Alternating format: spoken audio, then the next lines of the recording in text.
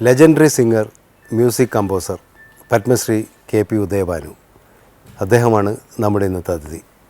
നമസ്കാരം സാർ. നമുക്ക് സിംഗപ്പൂരിൽ നിന്ന് തന്നെ തുടങ്ങാമല്ലേ സാർ? തുടങ്ങാം. സാർ എത്ര വർഷം സിംഗപ്പൂരിൽ ജീവിച്ചിട്ടുണ്ട്? 10 കൊല്ലം ജീവിച്ചിരുന്നു. 10 വയസ്സ് ചെറുപ്പത്തിൽ പോകുന്നു. അപ്പോൾ 10 വയസ്സ് ചെറുപ്പത്തിൽ അവിടെ എത്തിയിട്ട് ഒരു വയസ്സ് കഴിയുന്നു. അപ്പോൾ അതിനുശേഷം പാലക്കാടാണ് വന്നത്. പാലക്കാട് വന്ന് സിംഗപ്പൂരിൽ താമസിക്കുമ്പോൾ തന്നെ എൻ്റെ അമ്മാവനാണ് പഠിപ്പിച്ച തന്നെ ക്ലാസിക്കൽ മ്യൂസിക് അന്നേ തുടങ്ങിയതാണ്. പിന്നെ പാലക്കാട് വന്ന് പിന്നെ ത്യാഗരാജ സംഗീത വിദ്യാലയത്തിൽ ഞാൻ കുറേ കൊല്ലം പഠിച്ചു. അതിനുശേഷം കോഴിക്കോട് വന്നപ്പോഴാണ് ശരിക്കും പറയണമെങ്കിൽ KP ഉദയഭാനു എന്ന് പറയുന്ന ഒരു ഗായകനുണ്ടായത്. കോഴിക്കോട് എന്ന് പറയുന്ന നഗരത്തിനൊരു വലിയ സവിശേഷതയുണ്ട്. ഒരുപാട് കലാകാരന്മാരെ സംഭാവന ചെയ്ത് അവരുമായിട്ടുള്ളൊരു സൗഹൃദമായിരിക്കണം KP ഉദയഭാനു എന്ന് പറയുന്നത്. അതെ അതെ, ആ സൗഹൃദമാണ് എന്നെ ഇത്രത്തോളാക്കിയത്. അതെ സാർ, അവിടെ ആകാശവാണിയിൽ ഞാൻ അനൗൺസറായി ജോയിൻ ചെയ്തു. അപ്പോൾ അന്ന് അവിടെ രാഘവ മാസ്റ്റർ ഉണ്ടായിരുന്നു, പ്രൊഡ്യൂസറായിട്ട് രാഘവ മാസ്റ്റർ ഉണ്ടായിരുന്നു. അപ്പോൾ മാഷ് ഞാനും കൂടെയാണ് സംഗീത പരിപാടികൾ മുഴുവൻ ചെയ്തിരുന്നത് അവിടെ. അപ്പോൾ മാഷ് അന്ന് തന്നെ പ്രസിദ്ധനായ ഒരു സംഗീത സംവിധായകനായിരുന്നു. അപ്പോൾ അദ്ദേഹത്തിനും അങ്ങനെ ഒരു പടം കിട്ടിയപ്പോൾ നായരെ പിടിച്ച പരിപാടി. അപ്പോൾ എന്നോട് പറഞ്ഞു, അതിൽ പാട്ടിൻ്റെ 2 പാട്ട് താൻ പാടിക്കോളൂ. അപ്പോൾ അങ്ങനെയാണ് പാട്ട് വെളുത്ത വെണ്ണ മനസ്സിലെന്താണ്, എന്തിനിത്ര പഞ്ചസാര പുഞ്ചിരിപ്പാല്.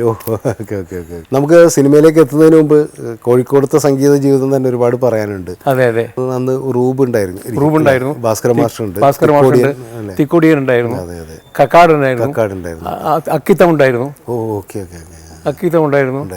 അങ്ങനെ ഒരുപാട് ആളുണ്ടായിരുന്നു. കൊടുങ്ങല്ലൂരുണ്ടായിരുന്നു, കൊടുങ്ങല്ലൂരുണ്ടായിരുന്നു.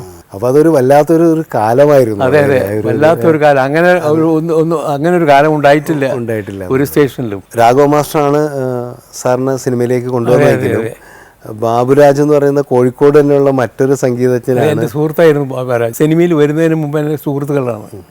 കോഴിക്കോട് നിന്ന് എന്ന് സ്ഥിരമായിട്ട് ബാബുരാജും ഞാനും അബ്ദുൽ ഖാദറും കൂടിയാണ് പരിപാടികൾക്ക് പോവുക. അതൊരു വല്ലാത്ത ഓർമ്മകളാണ്. അതെ അതെ, വല്ലാത്ത ഓർമ്മകളാണ്. അപ്പോൾ അന്ന് കോഴിക്കോട് അബ്ദുൽ ഖാദർ ഇതിനു മുമ്പ് തന്നെ പ്രസിദ്ധനാണല്ലോ. നീലക്കുയിലൊക്കെ പാടിയിട്ട് എങ്ങനെ നീ മറക്കുയിലൊക്കെ പാടിയിട്ട് പ്രസിദ്ധനാണ്. അപ്പോൾ അദ്ദേഹം എങ്ങനെയായിരുന്നു താരതമ്യേന പുതുമയായിട്ടുള്ള സാറിനെ എങ്ങനെയാണ് കണ്ടത്? ഇല്ല, എന്നെ ഒരു ബ്രദറിനെ മാതിരിയാണ് സ്നേഹിച്ചിരുന്നത്.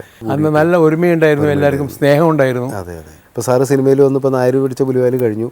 അതിനുശേഷം അടുത്ത പാട്ട് ആരുടേതായിരുന്നു? അത് ബാബുരാജിൻ്റെ ആയിരുന്നു. അടുത്ത രണ്ടാമത്തെ സിനിമ ബാബുരാജിനായിരുന്നു, നിലമണിഞ്ഞ കാൽപ്പാടുകൾ. ഓക്കെ.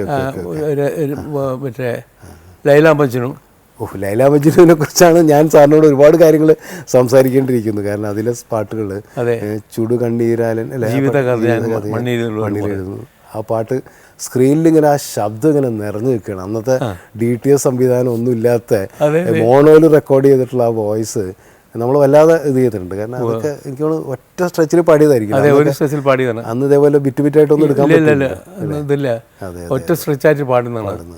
അപ്പോൾ സാറിന് റെക്കോർഡ് ചെയ്യുമ്പോൾ എങ്ങനെയായിരുന്നു അതൊക്കെ അന്ന് ഫീൽ ചെയ്തത്? ജസ്റ്റ് അന്ന് റെക്കോർഡ് ചെയ്യുമ്പോൾ എനിക്ക് അങ്ങനെ ഫീലിംഗ്, ബാബുരാജ് പറഞ്ഞു തന്ന പാട്ടൊക്കെ അതേപോലെ ഞാൻ പ്രൊഡ്യൂസ് ചെയ്തു. ചുടു കണ്ണീരാലൻ ജീവിത കഥ ഞാൻ മണ്ണിതിലെഴുതുമ്പോ കരയരുതാരും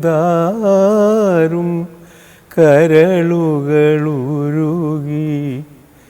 കരയരുതേ വെറുതെ.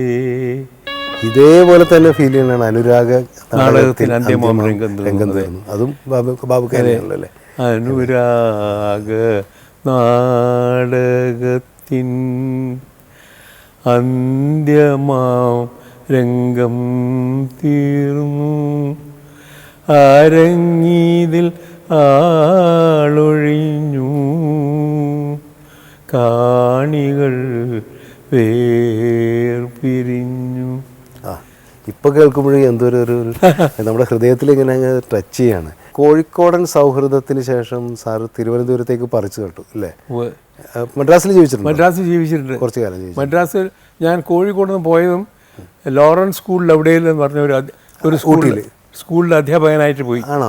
ശരി. ഞാൻ അവിടെ കുറേ ഒരു കൊല്ലത്തോളം പഠിപ്പിച്ചു ഞാൻ അവിടെ കുട്ടികളെ. അപ്പോൾ എൻ്റെ ക്ലാസ് നിറച്ച് പിള്ളേരാണ്. എന്താ വെച്ചാൽ രാവിലെ 6:30 മണിക്ക് തന്നെ ക്ലാസ്. ഈ PT പോകാൻ മടിയുള്ളവരെല്ലാം മ്യൂസിക്കിനെടുത്തു. അപ്പോൾ എൻ്റെ ക്ലാസ് നിറച്ച ആളാണ്. ഒരു കൊല്ലം ഞാൻ ഹെഡ് മാസ്റ്ററോട് പറഞ്ഞു എനിക്കിത് പറ്റില്ല, ഞാൻ തിരിച്ചു പോവാണ്. You are fed up with this music. I am fed up, മ്യൂസിക്കിനോട് ഫെഡ് അപ്പ് ആയിട്ടില്ല, കോൺട്രിബ്യൂഷൻ ഒന്നും ചെയ്യാനില്ല, അതുകൊണ്ട് ഞാൻ പോവാണ്. അങ്ങനെ ഇരിക്കുമ്പോഴാണ് ഇവിടെ കോഴിക്കോട് ഇൻവൈറ്റഡ് ഓഡിയൻസ് പ്രോഗ്രാമിന് വേണ്ടി എന്നെ പാടാൻ വിളിച്ചത്. ഇവിടുത്തെ സ്റ്റേഷൻ ഡയറക്ടർ GPS നായരായിരുന്നു തോന്നുന്നു. അങ്ങനെ ഞാൻ പാടാമെന്ന് പേരോട് ചോദിച്ചു, ഉദയഭാനു ARൽ വരാൻ താല്പര്യമുണ്ടോ, 2 വേക്കൻസി ഉണ്ട്. ഞാൻ പറഞ്ഞു മദ്രാസിൽ പോയിട്ട് അറിയിക്കാം. അപ്പോൾ മദ്രാസിൽ പോയപ്പോൾ വീട്ടുകാർക്ക് ഗവൺമെൻറ് ജോലി വേണമെന്ന് നിർബന്ധം. അപ്പോൾ ഞാൻ പറഞ്ഞു ശരി വരാൻ പറഞ്ഞു. അങ്ങനെ 1965 കാലിക്കറ്റ് ജോയിൻ ചെയ്തു ഞാൻ. പിന്നെ 65 മുതൽ റിട്ടയർ ചെയ്യുന്നവരെ ഇവിടെ തന്നെ ആയിരുന്നു, ട്രിവാൻഡ്രത്തായിരുന്നു. ശരിക്കും AM രാജയൊക്കെ അന്ന് തമിഴ് സിനിമയിലൊക്കെ ഇങ്ങനെ വല്ലാതെ കത്ത് നിൽക്കുന്ന ഒരു സമയത്താണ് എനിക്ക്. അല്ലേ? അതെ, കമൂറയാണെങ്കിൽ മലയാളത്തിലും വളരെ സജീവം ആത്മവിദ്യാലയം പോലുള്ള പാട്ടുകളൊക്കെ. അതെ അതെ. അപ്പോൾ അതൊക്കെ ഒരു കോമ്പറ്റീഷനായിട്ട് തോന്നിയിട്ടില്ല? കോമ്പറ്റീഷനായിട്ട് എനിക്ക് തോന്നിയിട്ടില്ല. അവരുടെ പാട്ട് അവർ പാടുന്നു, എൻ്റെ പാട്ട് ഞാൻ പാടുന്നു, അങ്ങനെയുള്ള കോമ്പറ്റീഷനൊന്നും തോന്നിയിട്ടില്ല. അങ്ങനെ ഇരിക്കുന്ന സമയത്താണ് ഒരു പയ്യൻ മലയാള സിനിമയിലേക്ക് കടന്നത്. യേശുദാസ് 1962 യേശുദാസ്. അതെ അതെ. യേശുദാസിനെ KS ആൻ്റണിയെ നാളെ കൂട്ടിക്കൊണ്ടുവന്നു, പരിചയപ്പെടുത്തി എന്നെ. ആൻ്റണി അഗസ്റ്റിൻ ജോസഫിൻ്റെ മകനാണ്. അഗസ്റ്റിൻ ജോസഫായിട്ട് സൗഹൃദം ഉണ്ടായിരുന്നു? ഇല്ല, എനിക്ക് പരിചയമുണ്ട് അദ്ദേഹത്തെ. പിന്നീടാണ് ദാസേട്ടൻ വളരെ സജീവമായി സിനിമയിൽ സമയത്താണ് ഒരുപാട് പാട്ടുകൾ പാടി. സാറ് പാടേണ്ട വളരെ പിന്നീട് പ്രസിദ്ധമായൊരു പാട്ട്, സാറ് പാടേണ്ട ഒരു പാട്ടായിരുന്നു. ജോബ് മാസ്റ്റർ സംഗീതം അല്ലിയാമ്പൽ എന്നുള്ള പാട്ട്. സാറിന് എന്തോ അസുഖമാകും? എനിക്കൊരു അസുഖം വന്നപ്പോൾ അന്ന് ദാസ് ഡെയിലി എൻ്റെ അടുത്ത് വരുമായിരുന്നു. അപ്പോൾ ഞാൻ PJ ആൻ്റണി അന്ന് പ്രൊഡക്ഷൻ എക്സിക്യൂട്ടീവ് ആയിരുന്നു. PJ ആൻ്റണി എന്ന് പറഞ്ഞു പാട്ട് നാളെ എടുക്കണം. അപ്പോൾ ഞാൻ പറഞ്ഞു എനിക്ക് നാളെ സുഖമില്ല, പാട്ട് എടുക്കാൻ പറ്റില്ല, പക്ഷേ നിങ്ങൾക്ക് വേറെ ഒരാളെ തരാം. അഗസ്റ്റിൻ ജോസഫിൻ്റെ മകനുണ്ട് ഇവിടെ, നന്നായിട്ട് പാടും, ആ പുള്ളിയെ കൊണ്ട് പാടിച്ചാൽ മതി പറഞ്ഞു. ആ പാട്ടും പിന്നീട് യേശുദാസും ഇത്രയും പ്രസിദ്ധനായി കഴിഞ്ഞപ്പോൾ വല്ലാത്തൊരു നഷ്ടബോധം, അല്ലെങ്കിൽ വേണ്ടായിരുന്നു എന്ന് എപ്പോഴെങ്കിലും എനിക്ക് തോന്നിയിട്ടില്ല. ഒരിക്കലും യേശുദാസിനെ റെക്കമെൻഡ് ചെയ്യേണ്ട കാര്യം ഒന്നും തോന്നിയിട്ടില്ല.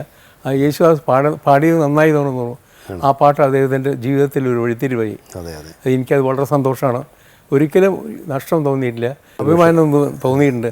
അങ്ങനെ പാടാൻ കഴിയുന്നത്, യേശുദാസ് അങ്ങനെ പാടാൻ കഴിഞ്ഞത് വളരെ നന്നായി എന്നാണ് എനിക്ക് തോന്നുന്നത്.